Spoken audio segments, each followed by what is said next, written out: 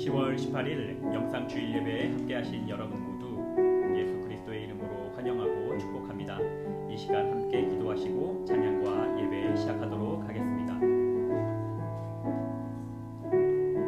사랑의 하나님 아버지, 감사를 드립니다. 우리 모두 하나님을 사랑하고 예수 그리스도를 따르는 마음으로 예배를 드리오니 기쁨으로 흠양하시고 찬양과 말씀 속에서 주님의 음성을 듣고 깨달아 하나님을 더욱 사랑하고 내 이웃을 내 몸과 같이 사랑할 수 있는 능력과 은혜 내려 주시옵소서. 예수님의 이름으로 기도합니다. 아멘. 자, 이 시간 우리 모두 함께 찬양하시면서 오늘의 찬양을 통해서 주님의 가르침과 은혜를 받는 귀한 시간, 귀한 찬양의 시간 되기를 소원합니다. 나를 버리고 그 길을 가는 것 내려놓은 찬양 드리겠습니다. 나를 버리고 그의 길을 가는 것 세상 그 무엇보다 어려움 내려놓은 내 안에 예수 그분만 생각할 때 하늘의 그 손이 일하시네. 그분의 마음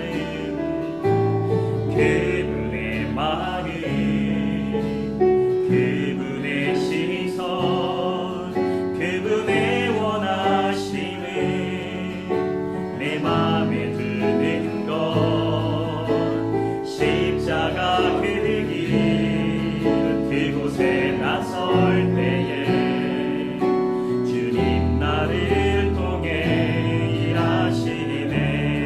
그 사랑 그 사랑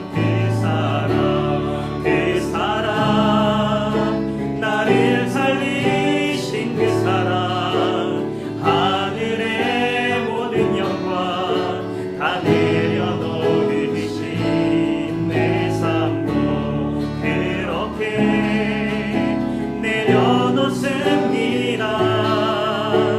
주님 기뻐하시는 그 길 가렵니다. 다시 찬양합니다. 나를 버리고 그의 길을 가는 것 세상 그 무엇보다 어려움 내려놓는 내 안에 예수 그분만 생각할 때 하늘의 그 손이 일하시네. 그분의 마음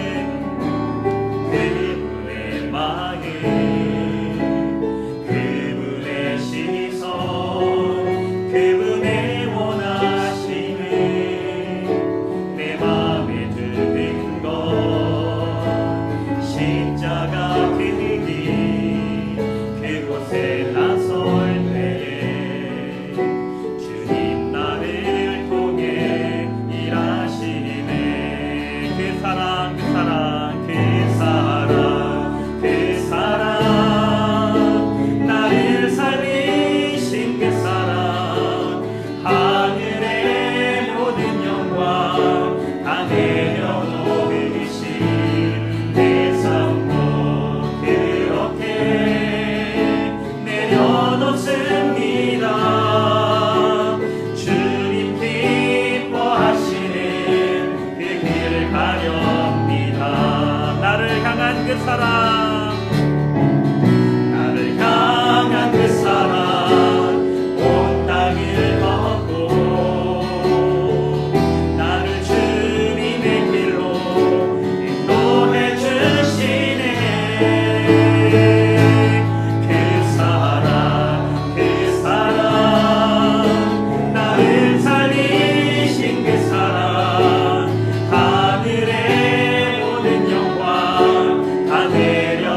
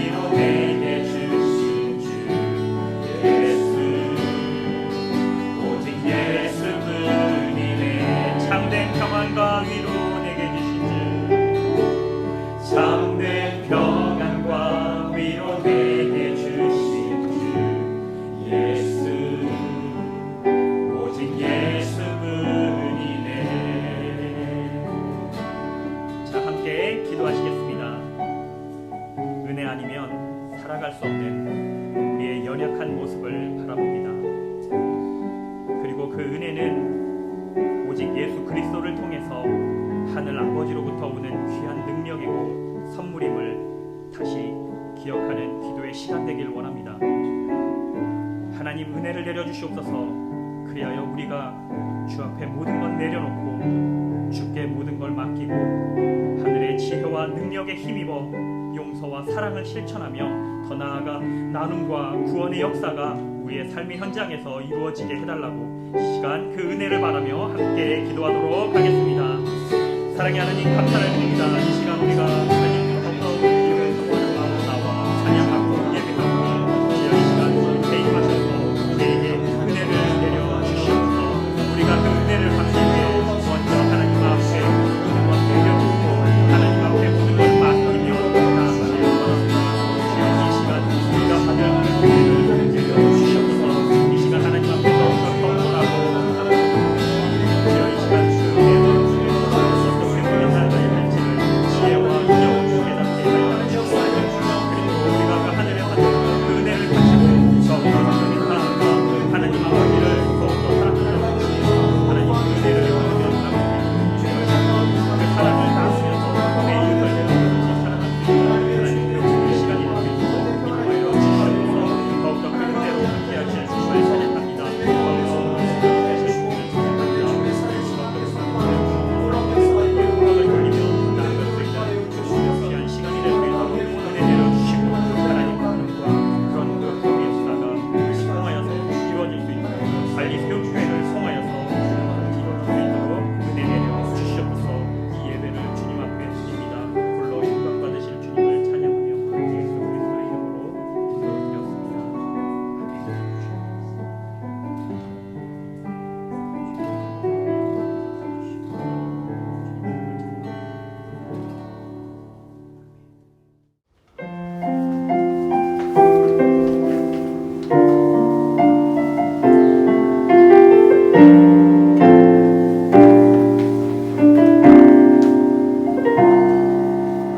나는 하나님을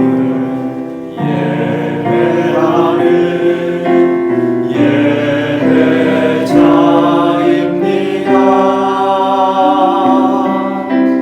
내가 서 있는 곳 어디서나 하나님을 예배합니다.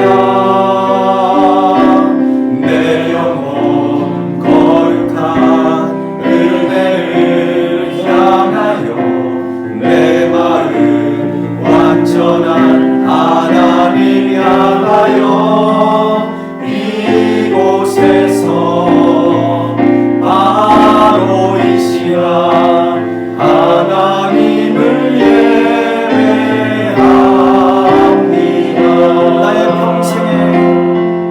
나의 평생에 단 한 가지 소원 주의 아름다우신 보며 사랑 노래하는 것 나의 왕 되신 주님의 얼굴 구하며 그 사랑 안에 머물러 사랑 노래합니다.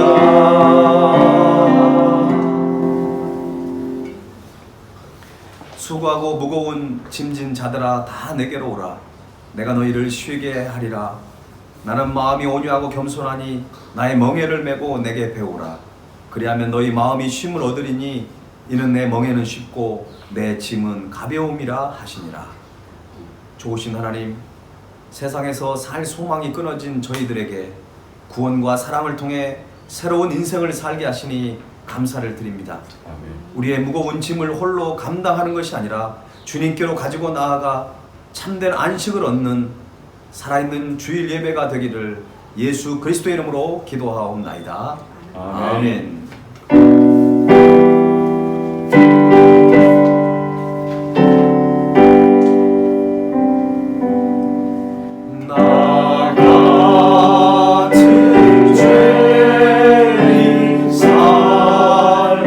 살리신 주의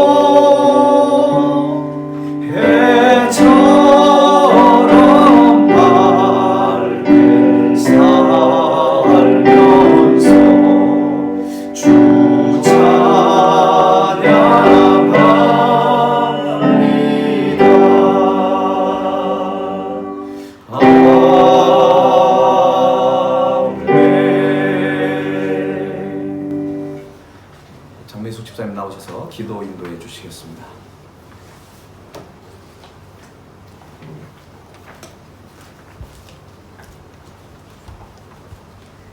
살아서 역사하시는 하나님, 귀하고 귀한 복된 주일을 허락하시고 코로나19로 인해 함께 모이진 못하였지만 가정이나 각자 처해 있는 곳에서 온라인 예배를 드릴 수 있도록 인도하심에 감사드립니다. 아멘. 은혜의 주님, 비록 우리 발리샘 교회 성도들 각자 다른 처소에서 예배드리지만 한마음 한뜻으로 주님 한 분만을 향한 예배되길 원하오니 기뻐받아 주시옵소서. 아멘. 끝이 보이지 않는 코로나19로 불편함과 두려움 가운데 살아가면서 불평만 앞서 더 기도하지 못했던 모습들 회개합니다. 비대면 예배가 길어지고 성도들 교제가 제한되는 요즘 우리 발리 세움 교회 성도들 함께 마주할 수는 없지만 서로를 위해 기도하며 안부를 나누며 살아가는 우리들 되게 하여 주시옵소서. 아멘.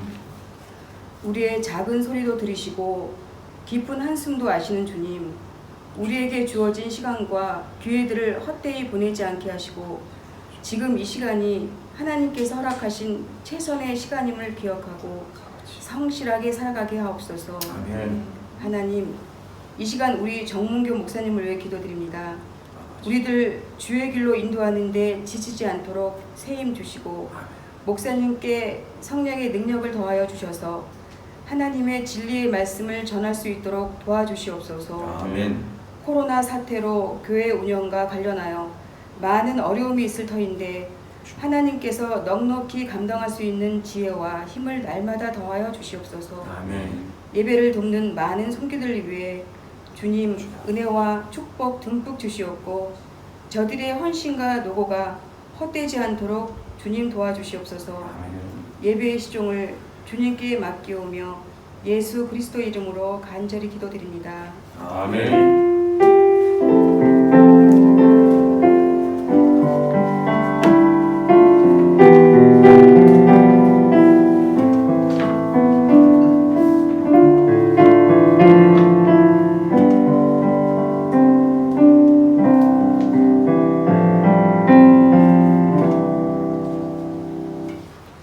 드린 예물을 하나님께 봉헌하겠습니다.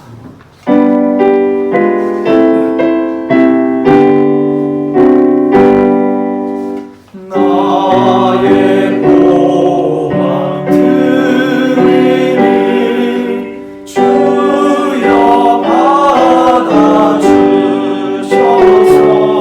하늘나라 위하여 주 뜻대로 쓰소서. 아멘. 살아계신 하나님 아버지, 주님의 놀라우신 은혜에 감사를 드립니다. 우리가 아직 죄인 되었을 때 그리스도께서 우리를 위하여 죽으심으로 하나님께서 우리에 대한 놀라운 사랑을 확증시켜 주신 하나님, 정말 저들의 모든 삶 속에서 어떠한 상황 속에서도 하나님의 그 크신 은혜와 사랑을 잃어버리지 않도록 우리의 마음과 우리의 신앙을 붙들어 주옵소서. 아멘. 이 시간도 귀한 예물을 구별하여 드립니다. 아버지 11조와 감사 예물과 모든 선교 예물들, 잃어버린 영혼들을 구원하기 위해 태어나는 귀한 예물들을 하나님 흠양하여 주셔서 정말 어렵고 힘든 이 시기를 정말 하나님이 주신 이 놀라운 은혜 가운데 정말 저희들 잘 극복해가는 우리 발리 세움교회가 될 수 있도록 도와주옵소서. 아멘. 이 예물이 쓰여지는 곳곳마다 무엇보다도 상한 10년 가운데 있는 사람들을 위로하며 죽어가는 영혼들을 살릴 수 있는 그 놀라운 일의 예물이 아름답게 쓰임받게 하여 주옵소서. 아멘. 하나님, 물질 때문에 너무나 고통스러워하는 영혼들이 있습니다. 하나님께서 누구보다도 잘 아시오니 그들이 어려운 상황 속에서 하나님의 그 십자가를, 주님의 십자가를 붙들고 승리할 수 있는 놀라운 믿음을 허락하여 주옵소서. 아멘. 누가 능히 하나님께서 택하신 자들을 고발할 수 있겠습니까?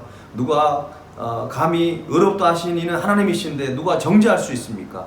하나님, 다시 사신 예수 그리스도를 바라보면서 우리가 낙심할 수 있고 넘어질 수 있지만 주님과 함께 다시 일어설 수 있는 그 놀라운 은혜를 경험하는 우리 발리섬께 속한 모든 성도들의 가정들이 다 되게 하여 주옵소서. 아멘. 주님께서 우리에게 약속하셨습니다. 누가 우리를 그리스도의 사랑에서 끊으리요? 환난이나 공고나 박해나 기근이나 적신이나 위험이나 칼이라.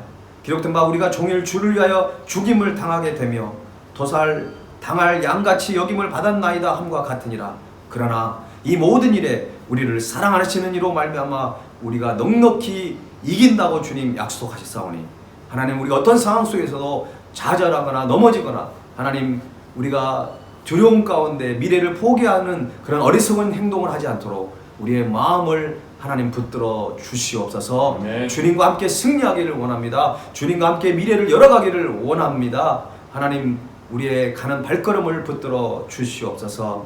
우리 발리아의 세움교회 하나님의 뜻이 있어서 이 인도네시아 발리 땅에 세우셨사오니 하나님이 주시는 그 아버지 사명을 온전히 감당하는 발리 세움교회 되기를 원합니다. 한인 동포들과 이곳에 있는 많은 현지인들을 주님께 인도할 뿐만 아니라 정말 세계 많은 한인 디아스포라 교회의 좋은 모델이 될 수 있는 그런 교회가 되기를 원하오니 우리 교회를 사용하여 주시고 붙들어 주옵소서. 아멘. 우리 모든 속한 가정들마다 자녀들이 있습니다. 하나님, 어디 있든지 그들의 건강을 지켜주시고 아버지 지혜와 총명을 더해 주셔서 하나님과 사람들에게 인정받을 뿐만 아니라 때로는 좁은 길, 때로는 험난한 길을 걸어갈지라도 그들이 진리의 길을 포기하지 않는 신실한 믿음을 더하여 주시고 무엇보다도 예배의 자리에 놓치지 않는 참된 예배자로 우리의 자녀들을 삼아 주시옵소서. 아멘. 나라와 민족을 위해서 기도합니다. 경제적으로, 신앙적으로 여러 가지 많은 아버지 어려운 가운데 있사오니 하나님께서 친히 모든 것을 채워주시고 아버지 하나님, 특별히 무엇보다도 남북이 아버지 평화적으로 복음으로 통일되는 그 날이 속히 오기를 원합니다. 그래서 정말 세계 민족과 열방을 향해 나아가는 그런 세계 선교 사역을 감당하는 조국 대한민국이 되게 하여 주옵소서. 아멘. 오늘도 주님의 음성을 듣기를 원합니다. 하나님, 우리의 마음의 문을 활짝 열고 온전히 주님의 말씀을 듣고 온전히 그 말씀 앞에 결단하며 나아가는 놀라운 역사가 있게 하여 주옵소서. 아멘. 예수 그리스도의 이름으로 기도하옵나이다. 아멘. 네, 오늘 예배에 참여하신 여러분들 환영합니다. 오늘 예배에 참여하시고 또 여러분 주위에 있는 우리 형제 자매들을 축복하겠습니다. 특별히 장미 집사님 기도하러 오셨습니다. 우리 같이 좌우에 있는 분들을 축복하겠습니다. 사랑해요, 축복해요.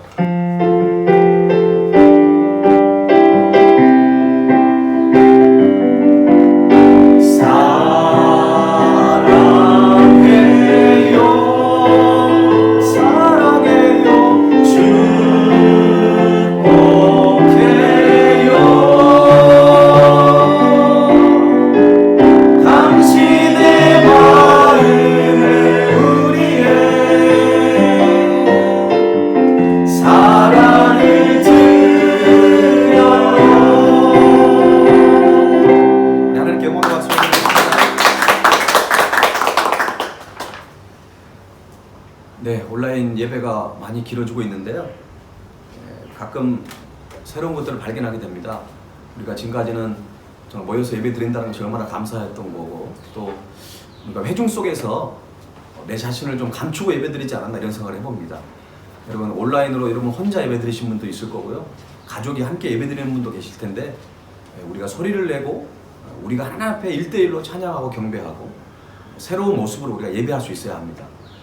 코로나는 우리가 하나님 앞에 예배 드리지 못하게 했던 것이 아니라 우리가 하나님을 더욱 뜨겁게 만날 수 있는 기회를 준 것입니다. 온라인 예배 소홀하게 여기지 마시고 온라인 예배 드리는 것도 우리가 주의를 잘 지키는 것이기 때문에 여러분 꼭 이 온라인 예배를 더 열심히 드려서 우리가 예배의 소중함을 함께 느끼며 나아갔으면 좋겠습니다. 다음 주 대표 기도는 김순환 목사님이십니다. 그 다음 주는 배정현 집사님이신데 여러분 교회 밴드를 여러분 수시로 확인하셔서 여러분 기도의 날짜를 잘 기억하셔서 여러분 참여해 주시면 감사하겠습니다. 오늘 우리에게 주신 하나님의 말씀을 함께 보겠습니다. 마태복음 6장 14절에서 15절입니다. 마태복음 6장 14절과 15절 말씀입니다. 우리 한 절, 우리 두 절밖에 안 되기 때문에 우리 한 목소리로 함께 14절 15절을 읽도록 하겠습니다. 시작. 너희가 사람의 잘못을 용서하면 너희 하늘 아버지께서도 너희 잘못을 용서하시려니와 너희가 사람의 잘못을 용서하지 아니하면 너희 아버지께서도 너희 잘못을 용서하지 아니하시리라. 아멘. 아멘. 프랑스의 빅토르 위고가 쓴 레미제라블이라고 여러분 많이 들었던 소설이 있습니다. 빵 한 조각 훔친 죄로 무려 19년 동안 감옥에서 옥살이를 하다가 이 장발장이 이제 어느 신부의 집에서 하룻밤을 묵게 됩니다. 그런데 그 집에서 이 장발장은 은잔을 하나 훔치게 됩니다. 그가 은잔을 훔쳐서 도망치다가 형사 자베르에게 잡혀가서 끌려옵니다.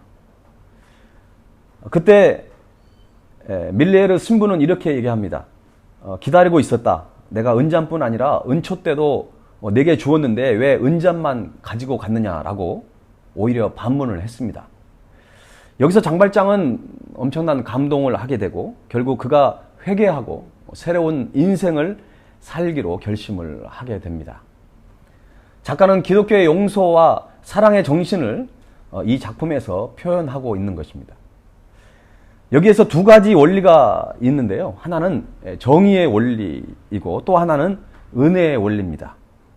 옳고 그르다, 맞고 틀리다, 이런 것은 법의 원리고 정의의 원리입니다. 그렇지만 기독교의 원리는 그럼에도 불구하고 은혜의 원리를 가지고 있습니다. 인간을 변화시키고 감동시키는 것은 율법의 원리가 아니라 바로 은혜의 그 십자가의 은혜의 원리라는 것이죠. 오늘 설교의 주제는 용서입니다. 이 주제는 쉽지 않는 주제입니다. 왜냐하면 용서라는 것은 그리 단순한 것이 아닙니다. 매우 복잡하고 참 우리가 신앙인으로 살아간다고 하지만 이 용서 앞에 나약해진 우리의 모습을 발견하기 때문에 그렇습니다. 많은 사람들이 사실 용서에 대해서 전문성이 없습니다. 과연 여러분 어떻습니까? 용서하는 방법을 아시나요? 내가 정말 용서할 수 없을 때 내가 어떻게 해야 될지 여러분 알고 있습니까? 용서는 인간의 협주곡 가운데 가장 연주하기 힘든 화음이다라고 이렇게 말을 하는 사람이 있습니다. 이처럼 용서는 매우 복잡하고 어렵습니다. 심지어는 신앙인이라 할지라도 그리 쉬운 것은 아닙니다. 우리가 상처받은 일은 오래 기억을 합니다. 그러나 내가 누군가에게 상처를 준 일은 사실 잘 오래 기억하지 못합니다. 그리고 우리가 상처를 입는 순간 우리의 일반적인 반응은 어떻습니까? 분노가 생기는 것이죠. 그리고 이렇게 우리에게 상처를 입힌 자들을 결코 용서하고 싶지 않는 분노를 느끼게 되는 것입니다. 차라리 할 수만 있다면 복수하고 싶은 어떤 그런 전의를 불사르게 됩니다. 그런데 잠언 기자는 성경에서는 이렇게 얘기합니다.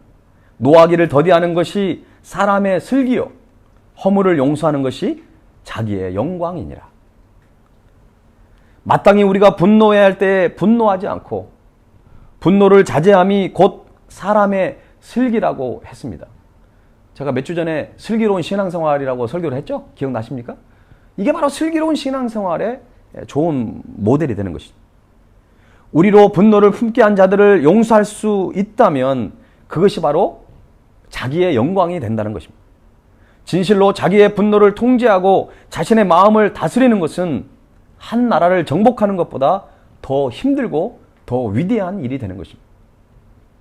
루이스 스미디스라고 하는 사람이 있는데요. 용서란 지혜에서 나오는 고도의 기술이라고 말을 했습니다. 여러분, 용서는 쉽지 않아요. 용서는 아무나 할 수 있는 것이 아닙니다. 오직 지혜롭고 용기 있는 사람만이 용서를 실천할 수 있습니다. 우리가 용서하지 못하는 가장 큰 이유는 자존심입니다. 자존심. 내 안에 있는 그 자존심 때문에 우리가 용서할 수 없는 것입니다. 그러나 결과적으로 용서하지 못할 때 가장 큰 손해는 상대방이 아니라 오히려 자기 자신에게 손해를 입히게 되는 것입니다. 그래서 참으로 지혜로운 사람들은 용서를 결단합니다. 그리고 자신의 마음에서 일어나는 분노와 미움과 상관없이 용서하기로 결단을 하는 것입니다.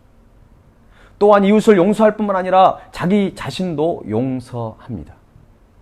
용서에 깊이 들어가 보면요, 그 사람만 용서 못하는 게 아니라 자기 자신에게도 어떤 자기 나름대로의 죄책감을 가지고 있는 것입니다. 그래서 용서는 내가 나를 힘들게 하고 상처를 줬던 그 사람만 용서하는 것이 아니라 자기 자신도 스스로 용서할 수 있어야 합니다. 지혜로운 사람은 인생의 길에서 미움의 짐을 덜어버린 그 자유함으로 걷기를 희망하고 있는 것입니다. 루이스 스미디스의 용서의 미학이라는 책이 있습니다. 용서에 대한 책 중에 제가 읽은 책 중에는 그래도 가장 체계적이고요. 굉장히 좋은 책이라고 생각이 됩니다. 그 책에서 저자는 자기에게 잘못한 사람들을 용서할 수 없다고 말한 사람들 대부분은 용서에 대해 오해를 하고 있었다고 그는 얘기합니다. 용서에 대해서 오해를 하고 구체적으로 어떤 그림을 가지고 있지 않기 때문에 용서가 어렵다라고 느껴진다는 것입니다. 저는 오늘 이 책의 내용을 조금 설명을 여러분에게 좀 드리려고 합니다. 아주 중요한 내용만 좀 제가 안추렸는데요. 이 책에서 용서의 3단계를 소개하고 있습니다. 잘 좀 여러분들이 기억을 하셨으면 좋겠어요. 첫 번째 단계는 자기에게 상처 준 사람의 인간다움을 재발견해야 한다는 것입니다. 우리는 자기에게 잘못한 사람의 이미지를 어떻게 생각하고 있습니까? 상처받은 기억이라고 하는 어떤 천에 거르고 있다는 것입니다. 그 과정에서 그 사람의 실제 모습을 약간 변형시키고 있다는 것이죠. 그래서 그 사람을 말할 때 그 사람은 짐승일 뿐이야. 그 사람은 완전한 사기꾼이야. 그 사람은 아주 거짓말 장이야라고 우리는 단정을 짓고 있다는 것입니다. 이런 말을 함으로써 원수 같은 그 사람의 인간다움을 완전히 몹쓸 것이 되도록 그렇게 그냥 방치하고 있다는 것이죠. 하지만 그는 파멸의 결단에 극단에 살고 있는 연약한 심령이 아닐 수도 있습니다. 단지 우리에게 잘못을 저지른 우리가 똑같은 죄인일 뿐이라는 것입니다. 그러나 용서라는 놀라운 일에 착수하면 증오가 묻지 않는 어떤 깨끗한 렌즈를 통해 우리의 원수를 보게 합니다. 하나님의 자녀로 지음받은 한 인간의 모습을 우리는 조금씩 보게 되는 것이죠. 물론 원수를 용서한다고 해서 그 사람이 갑자기 우리의 어떤 친한 친구가 되거나 신뢰할 만한 동역자가 되는 것은 아닙니다. 다만 우리는 그 사람을 우리처럼 멍들고 그리고 불완전한 존재라는 것을 인식하게 되는 것이고 우리의 세계로 그를 데리고 들어갈 수 있게 되는 것입니다. 그래서 우리 마음속에 그 사람도 불쌍하게 볼 수 있는 긍휼의 마음을 조금씩 갖게 되는 것입니다. 이게 1단계입니다. 자기의 상처 준 사람의 아름다움을 재발견하라는 것이고요. 두 번째는 보복할 권리를 포기해야 하는 단계입니다. 우리가 누군가에게 나쁜 일을 겪고 거기다 상처까지 받은 후에 그 악랄한 사람에게 보복하는 것은 인간의 가장 신성한 권리처럼 보일 때가 있습니다. 그 사람에게 그대로 대갚아주고 적어도 그 사람 때문에 겪은 고난만큼 그 고통만큼은 그 사람에게도 느껴지게 하고 싶은 그런 생각이 우리 가운데 있을 수 있는 것입니다. 그것이 어떤 아주 당연한 일로 우리는 생각할 때가 있습니다. 분명 우리는 원수가 괴로워하기를 바라는 마음을 가질 수밖에 없어요. 또한 그 원수가 바로 자기가 저지른 일 때문에 지금 고통당하고 있다는 사실을 알게 됐을 때 좀 내 마음이 좀 후련할 것처럼 생각될 때가 있습니다. 그러나 용서라는 길에 한두 걸음 내디디다 보면요. 우리는 두 손에 꼭 쥐고 있었던 그 복수할 권리를 한 줌의 물처럼 흘러버리게 된다는 것입니다. 마지막으로 그것을 아쉽게 바라본 후에 뒤돌아보면서 마음이 개운해지는 마음속에 어떤 자유함이 생기는 것들을 경험하게 되는 것입니다. 하지만 주의할 것이 있습니다. 복수를 내려놓으면 정의까지 내려놓아서는 안 된다는 것입니다. 복수는 우리에게 상처 입힌 사람이 그보다 더 많이 되돌려 받는 것을 보면서 즐거워하는 것이죠. 반면에 정의는 어떤 이가 다른 사람에게 해를 입힌 일에 대한 정당한 벌을 받을 때 보장되는 것입니다. 복수는 개인적인 만족이지만 정의는 도덕적인 어떤 회개에 대한 결산이라는 것입니다. 용서는 복수할 권리를 포기하는 것이지 정의에 대한 요구까지 포기하는 것이 아닙니다. 바로 그 점에서 용서와 정의가 구별되는 것입니다. 그래서 사람들은 이렇게 생각하는 거예요. 내가 용서하면 마치 그 사람의 모든 죄가 다 사라져가지고 죄의 대가를 받지 않기 때문에 좀 억울한다는 생각을 하는 거예요. 여러분, 그렇지 않다라는 것이죠. 존 폴 교황이 자신을 저격한 남자를 용서했을 때 어느 신문에서 이렇게 논평을 하고 있었습니다. 어떤 사람이 교황처럼 하나님의 시각에서 마음으로 용서한다고 해도 범죄자는 감옥에서 자기 형기를 채워야 한다. 정말 맞는 말입니다. 인간의 용서가 하나님의 정의를 없애는 것은 절대 아닙니다. 민수기 14장 18절 말씀을 보면 여호와는 노하기를 더디하시고 인자가 많아 죄악과 허물을 사하시나 용서하시는 하나님이라는 거예요. 그러나 그 뒤에 이 말씀이 있어요. 형벌 받을 자는 결단코 사하지 아니하시고 아버지의 죄악을 자식에게 갚아 3, 4대까지 이르게 하리라 하셨나이다. 죄는 용서받을 수 있지만 죄의 대가는 철저하게 치르게 될 것임을 성경은 말씀하고 있는 것입니다. 이제 2단계까지 나갔는데 이제 마지막 세 단계, 세 번째 단계는 용서할 사람에 대한 감정을 바꾸는 것입니다. 우리 감정을 해친 사람의 인간다움을 재발견하고 보복을 즐길 권리를 포기하고 그 사람에 대한 개인적인 감정이 새로워지기를 시작하게 되는 것입니다. 그 사람을 다르게 본 후에는 그 사람에 대한 감정도 조금씩 달라지게 되는 것입니다. 우리가 용서하기 시작하면 별로 내키지 않겠지만 그 교활한 사람이 가는 길에 좋은 일이 있기를 마음속으로 조금씩 이제 갖게 되는 것입니다. 오늘 본문을 다시 한번 읽어보십시다. 오늘 본문 14절과 15절에는 뭐라고 말씀하십니까? 시작. 너희가 사람의 잘못을 용서하면 너희 하늘 아버지께서도 너희 잘못을 용서하시려니와 너희가 사람의 잘못을 용서하지 아니하면 너희 아버지께서도 너희 잘못을 용서하지 아니하시리라. 아멘. 우리의 용서가 전제되어야 우리가 하나님께 용서받을 수 있는 것처럼 해석될 수 있습니다. 많은 분들이 이렇게 해석하는데 사실 정반대예요, 여러분. 내가 용서해야지만이 용서를 받은 게 아니라 하나님께로부터 용서받은 사람들이, 저와 여러분이 하나님께로 용서를 받았잖아요. 그렇기 때문에 하나님께 용서받은 자들이 마땅히 용서하는 삶을 살아야 하는 것을 우리에게 말씀해주고 있는 것이에요. 내가 용서하면 하나님께 용서받을 수 있다. 이거는 약간 율법적인 사람이에요. 그러나 은혜의 사람은요, 내가 하나님 앞에 도저히 용서받을 수 없는 사람이 용서받았어요.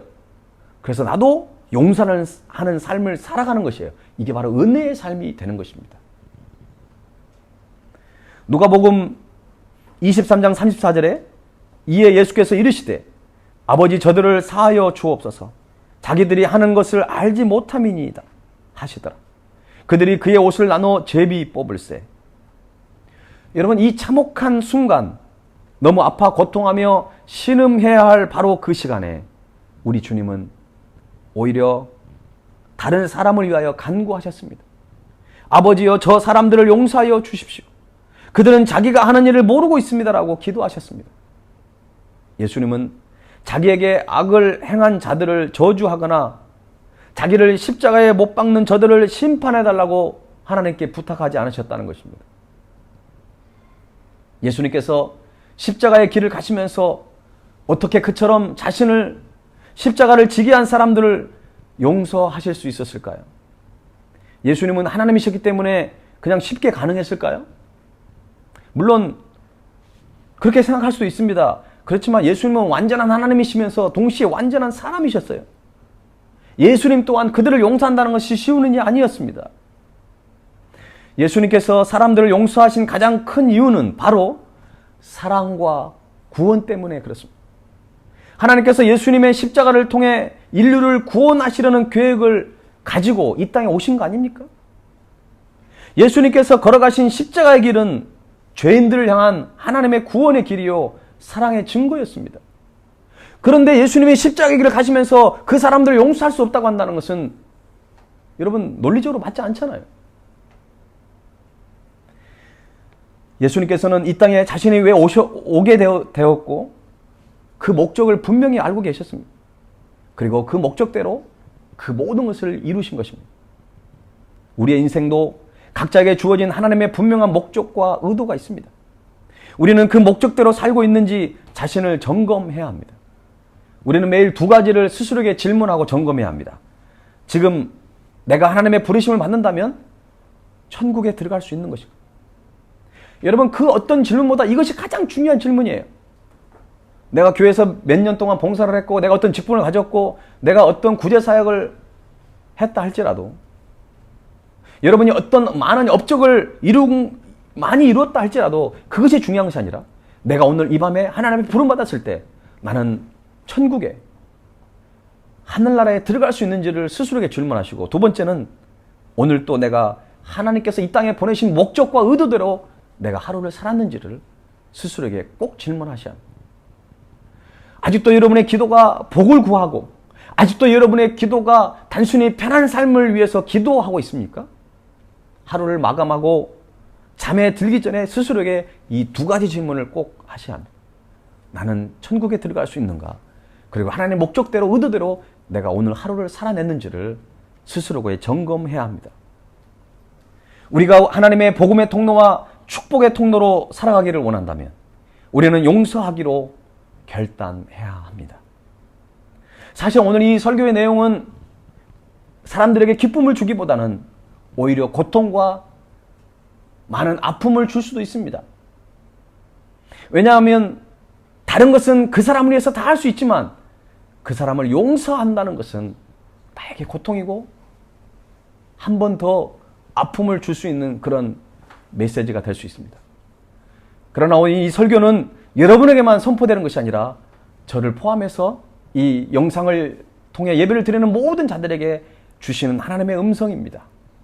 오늘 이 메시지를 하나님의 음성으로 받아들일 수 있기를 간절히 바랍니다. 우리가 용서할 수 없다면 우리는 하나님의 온전한 도구가 될 수가 없습니다. 나는 구원을 받을 수 있을지 모르지만 다른 사람을 구원하는 그 구원의 도구로 우리는 쓰임받을 수 없다는 것입니다. 스데반 집사님을 생각해 보십시오. 스데반 집사는 사랑의 사람이었습니다. 돌에 맞아 죽으면서도 원수들에게 사랑의 메시지를 전했습니다. 스데반 집사의 최후의 기도는 참으로 아름다운 사랑의 향기였습니다. 원수를 위한 기도를 들었던 살기 등등했던 사도 바울. 사울이라는 청년이 그의 마음에 변화를 받게 된 것입니다. 드디어 그는 위대한 복음을 선포하는 사도 바울로 바뀌게 된 것입니다. 이 한 사람의 변화는 한 사람의 용서로부터 시작되었다는 것입니다.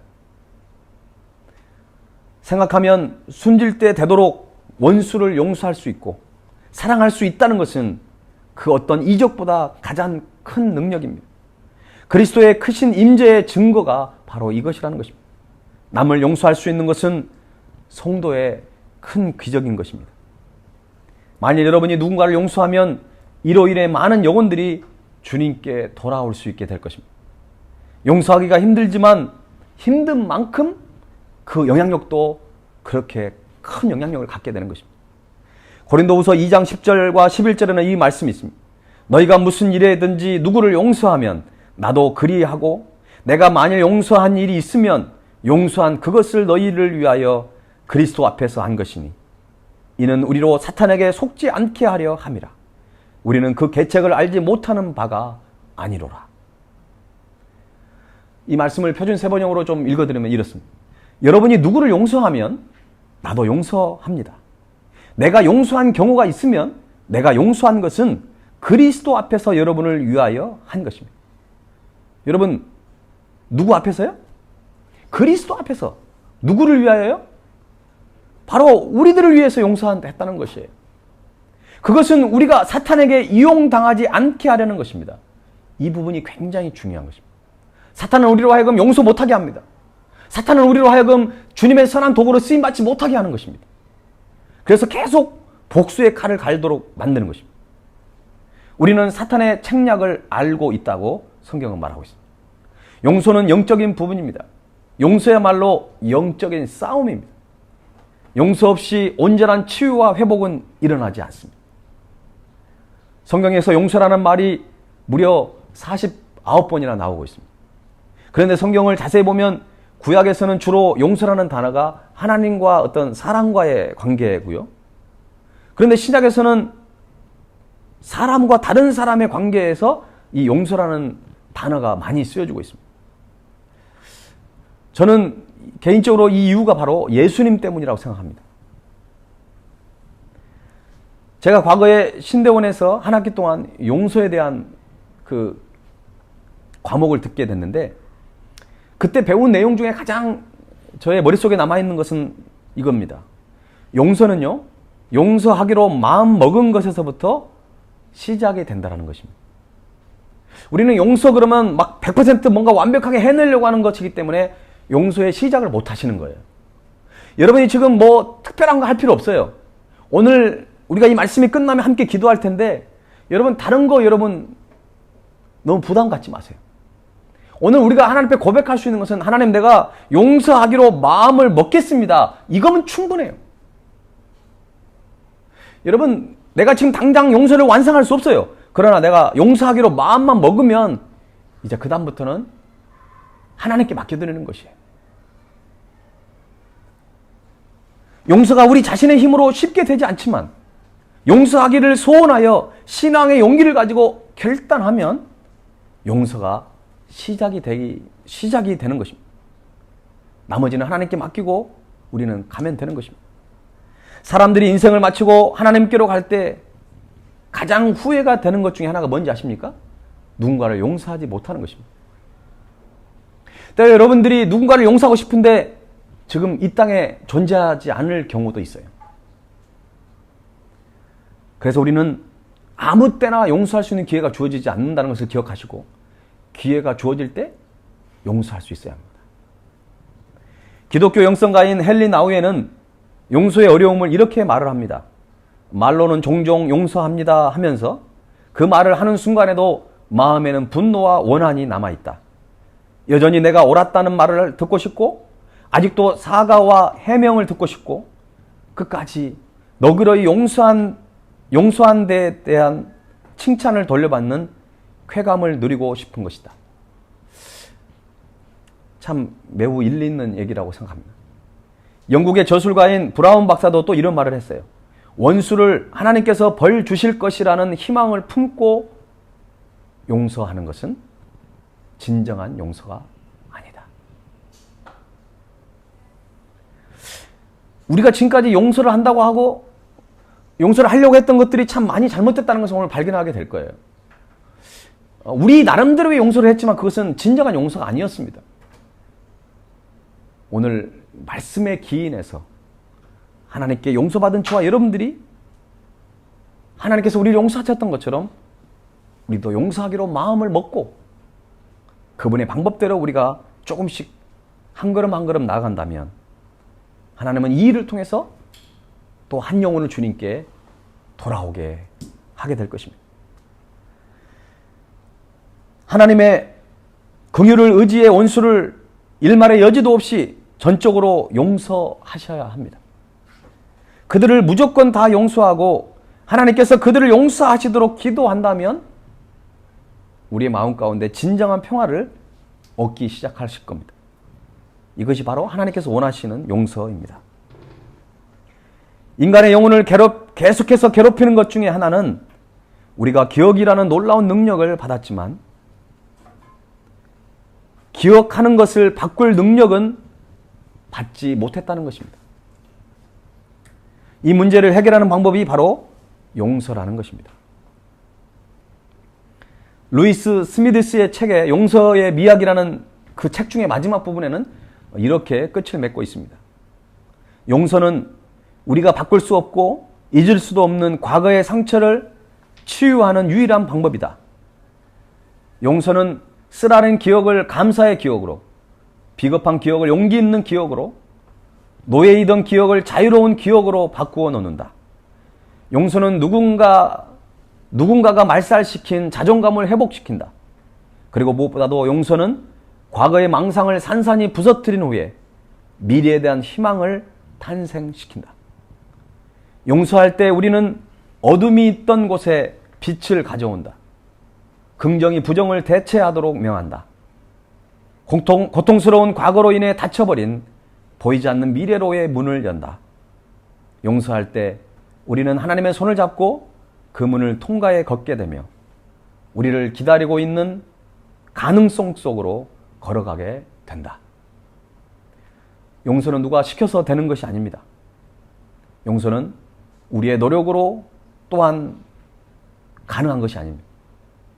그래서 우리가 누군가를 용서하기 위해서는 주님의 도움을 반드시 요청해야 합니다. 마지막으로 시인 갈로라고 하는 사람의 용서하게 하소서라는 이 시를 읽어드리겠습니다. 주님이 우리를 용서해 주듯 우리도 이웃을 용서하게 해 주십시오. 잠시라도 마음의 원한을 품지 말고 입으로만 아니라 마음으로부터 모든 것을 용서하게 해 주십시오. 조건을 붙이거나 제한을 두지 않고 전부 용서하게 하시고 한번 용서했으면 결코 지나간 일들을 들추어내지 않고 모든 것을 물에 흘려보내듯 그렇게 용서하게 해 주십시오. 그리고 아무 일 없었던 것처럼 그 사람을 대할 수 있는 힘을 주십시오. 저도 사람들의 용서를 받아야 할 사람임을 잊지 말게 하시고 겸허한 마음으로 용서하게 해 주십시오. 저에게 해를 끼친 사람을 더 소중히 여기고 그를 위하여 기도하며 너그럽게 용서하게 해 주십시오. 몇 번이고 용서하는 인내심을 주십시오. 주님, 이웃을 용서하는 법을 가르쳐 주십시오. 주님이 용서하듯이 저도 넓은 마음으로 용서하게 해 주십시오. 오늘 말씀을 생각하면서 이 찬양 하나님께 드리십시다.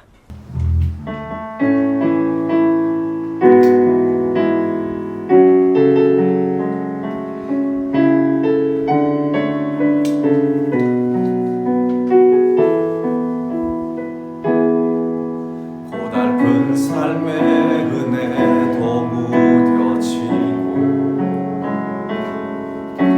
곧 사라질 것에 내 마음 두네. 헛되고 헛된 것들을 바라보며 그 은혜를 놓치며 살았네. 주어진 삶을 묵묵히 살아가며 날 붙드신 주 예수를 보내. 사막 가운데 놓여진 나의 삶을 날 건지신 그 이름 예수. 나의 한숨을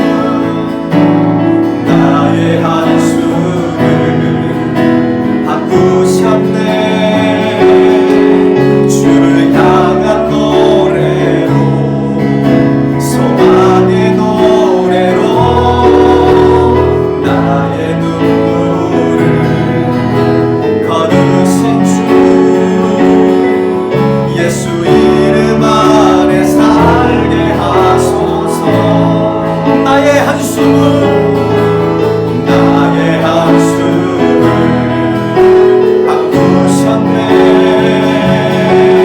주를 향한 노래로 소망의 노래로 나의 눈물을 거두신 주 예수 이름 안에 살게 하소서. 이 시간 잠깐 눈을 감으시기 바랍니다.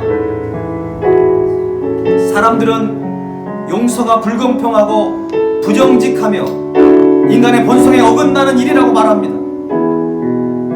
마치 용서가 잘못된 일처럼 느껴지고 보일 때가 있습니다. 좀 바보처럼 느껴질 때가 있습니다. 하지만 하나님께서 이 땅에 예수님을 보내셔서 십자가에 죽이시면서까지 우리 죄를 용서해 주신 것은 이상하게 받아들이지 않으면서도 우리가 용서하는 것은 있을 수 없는 일이라고 생각할 때가 있습니다. 용서는 용서받는 사람을 위해서 하는 것보다 먼저는 용서하는 사람, 우리 자신을 위해 용서해야 합니다.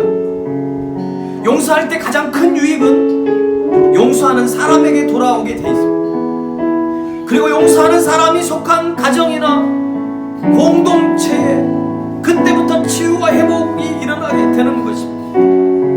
하나님은 그 일을 통하여 무엇보다도 하나님의 나라를 이루어가게 되는 것입니다. 여러분, 내 자신을 위해서 여러분 용서하셔야 합니다. 가족들을 위해서 용서하십시오. 속한 공동체와 교회를 위해서, 나아가 하나님의 나라를 위해서 우리는 용서하셔야 합니다. 용서하는 것은 영적인 것입니다. 더 이상 사단의 방해와 사단의 꼬임에 넘어가지 마시고 오늘 이 시간 우리는 결단하십시오. 하나님, 내가 지금 다 용서할 수 없습니다. 내가 이 시간 그 사람을 용서할 수 없지만 용서하기로 마음에 이제 시작을 하려고 합니다. 주님의 도우심을 요청합니다. 우리에게 용서할 수 있는 힘과 용기를 주시옵소서. 이 시간 우리 합심하여 하나님 앞에, 주님 앞에 결단하며 하나님 앞에 기도하도록 하겠습니다.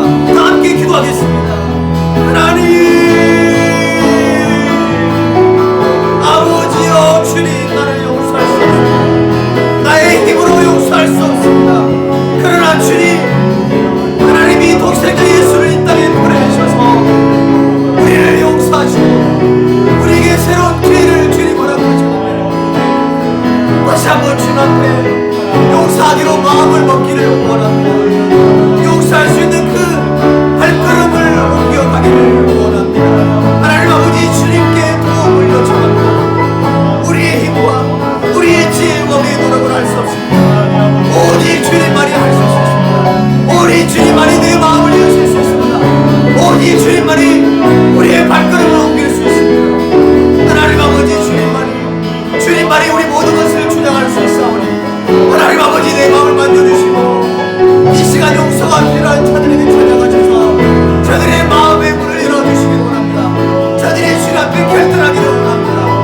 하나님의 마음, 예수님의 마음을 품기를 원하오니 하나님 아버지, 붙들어주시고 역사하여 주시옵소서. 주님만을 바라보기를 원합니다. 주님만을 의지하며 나가기를 원합니다. 성령의 능력을 부어주시옵소서. 주님의 용기를, 주님의 힘과 능력을 허락하여 주시옵소서. 하나님, 주님만을 바라보기를 원합니다.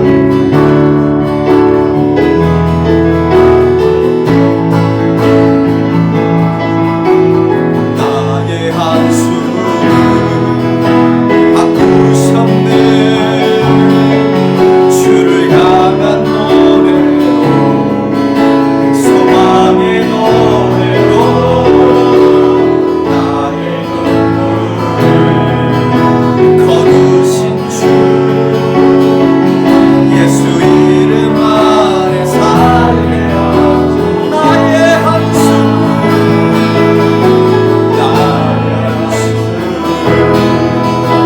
바꾸셨네. 주를 향한 노래로, 소망의 노래로 나의 눈물을 거두신 주 예수 이름 안에 살게 하소. 나의 한숨을, 나의 한숨을 바꾸셨네. 주를 향한 노래로, 소망의 노래로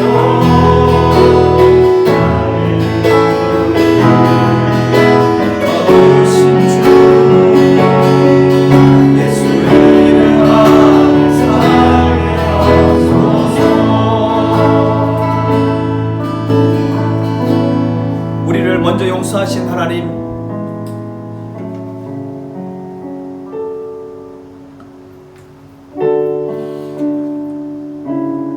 오늘 용서에 대한 메시지를 들었지만 우리가 겪어온 많은 일들 가운데 적어도 그것의 10분의 1만큼이라도 그가 경험을 하고 고통을 당했으면 하는 생각들이 우리 가운데 있었음을 고백합니다.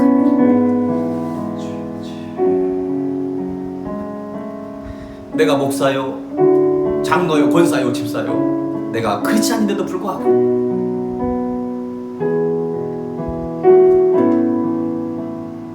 한 사람을 품고 사랑한다는 것이 왜 이렇게 힘들고 어려운지요.